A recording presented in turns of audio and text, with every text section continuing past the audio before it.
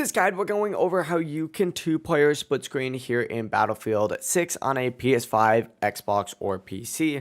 Before we do get into this guide, make sure to like the video and subscribe to the channel with all notifications on. It really does help the channel and lets us know that you want more content like this. We'd greatly appreciate it, and if at any point throughout this guide you did have any questions, just ask them down in the comment section below and we can help you out further. I'm going to be doing my best to reply to every single comment down there, but this is a comment that I've gotten on so many recent videos, so I thought we'd get straight into the answer. As of right now, Battlefield 6 does not actually support split screen at all, and realistically, it's very unlikely that it ever will, and here's why. Battlefield 6 is designed around those large-scale multiplayer battles, supporting anywhere between 64 to 128 players on those massive maps, so running two players on the exact same screen would cause major performance, UI, and optimization issues. On top of that, the Frostbite engine, which Battlefield 6 runs on, has never really been built for local split-screen gameplay, and historically, Battlefield games have never really supported split-screen in the past, so technically and practically, split-screen just isn't feasible. That being said, you still can play together online with your friends and you can party up with them.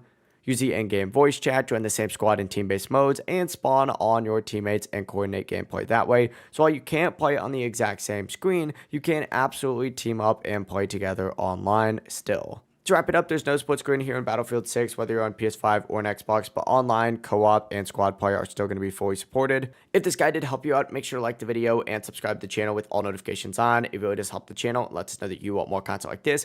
We'd greatly appreciate it, and if at any point throughout this guide you did have any questions, just ask them down in the comment section below, and we can help you out further. Have a great rest of your day, though. Peace.